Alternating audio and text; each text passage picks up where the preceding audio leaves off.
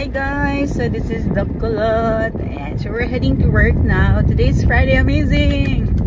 So I'm just I'm very grateful for the many messages I've received the last couple of days. As I was sharing, no, yung shinare ko kasi sa page ko recently yung how I am amazed na dati talagang nag-commute, talagang naghintay ka sa pila, talagang nabasa sa ulan, talagang alam mo yon, kailangan mong i-time ang pag-uwi mo kasi mahirap kumuha ng public vehicle. Tapos ngayon you're almost on the other end wherein at your comfort nakakauwi ka sa bahay, tapos at any time nakakauwi ka, yung hindi mo kailangan isipin kung meron ka pang masakyang jeep at wala. So grabe na natutuwa akong i-share yung journey na to kasi alam ko marami sa atin talagang nga namang alam mo yun, yung may similar na experience. So yun, I'm not saying everything is at the top or whatever. I'm just saying it's getting better. Life is getting better and opportunities are getting better. Siguro one thing I have learned over time is really you have to put so much faith that it will all work out for the good.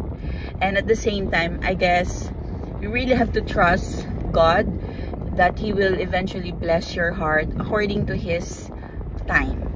So, yun talaga yung parang pinaka na-learn ko over time na parang talagang ang Panginoon, pag nagbigay yan ng blessing, hindi yan madalas, sandali. Just wait for my perfect timing. Kasi now, when I'm looking back at situation, sabi ko, amazing, no? Kaya pala talaga binigay ni Lord siya. Kasi now is the best time for me to receive that blessing.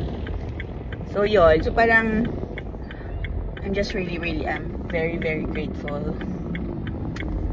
So yun, thank you so much sa lahat ng mga messages ninyo.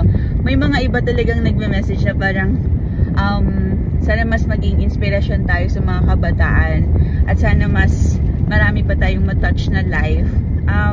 Marami pong salamat sa mga naniniwala ho sa akin at sa mga patuloy na nagtitiwala. Sana nga ho, mas marami pa po tayong ma-engganyo, ma-encourage ho talaga.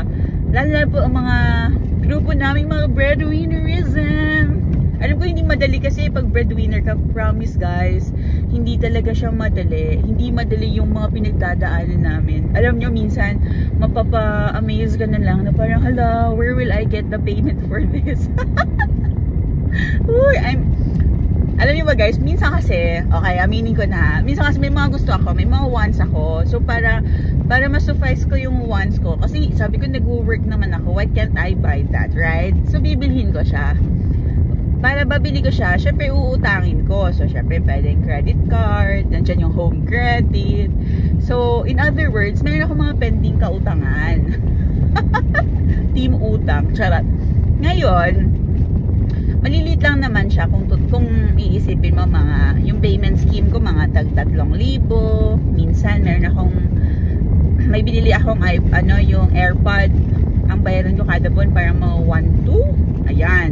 Kung iisipin mo, 'di ba? Parang maliit lang naman. Pero kung ipagsama-sama mo na yung mga babayaran. Uy, mahal siya be. Na-realize ko, umaabot pala ako ng mga expenditures ko ng mga utang-utang ko ng mga almost 10,000. Tapos minsan, bayaran na, ganun. Tapos itong GCash din, isang hapahamak na GCash din Minsan kasi, pag na-notify sa'yo, sasabihin nila, you qualify, ganun, for the loan. Tapos minsan kasi guys, hindi ko alam kung ugali din to ng mga, feeling ko ganito yung mga breadwinner. Minsan kasi guys, parang maisip mo, what if bibili na lang ako ng something for the family? Ako kasi yun yung yun yung guilt ko. Parang I like bringing something sa bahay. So minsan, hiramin ko na lang to, mukhang kaya ko namang bayaran yung breakdown ng ganito kada buwan. Kasi sabihin ni GCash, payment scheme, meron siyang 9 months. Makikita mo doon 12 months, ganyan. So, ang person, tapos marirealize mo, hulo, pag nag-add-on na pala. Kaya dapat maging maingat talaga tayo guys, no? Sa mga utang-utang na ganyan. Huwag niyo po akong gayahin. Kasi marupok po ako sa mga utangan. Anyway, it's all good now. It's all good.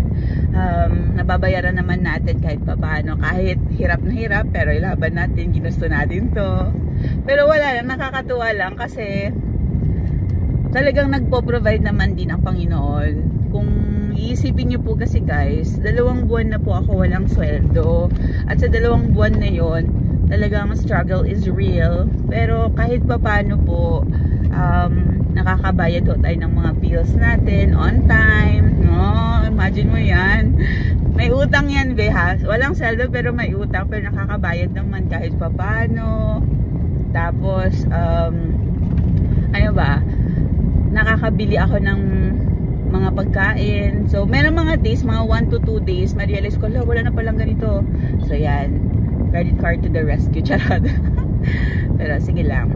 Everything will be better. Everything will be better. Naniniwala naman ako doon. And, sana magamit yung life ko as a form of encouragement sa mga ibang kabataan or ibang mga breadwinner. So, ayun, diba? At least alam nyo ngayon guys ha, at least may idea kayo ngayon na hindi lahat ng doktor ay mayaman. Ayan talaga.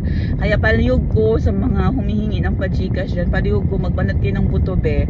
Kasi pare-parehas lang tayo, nasa working committee lang po tayo. Working committee ng ng Pilipinas.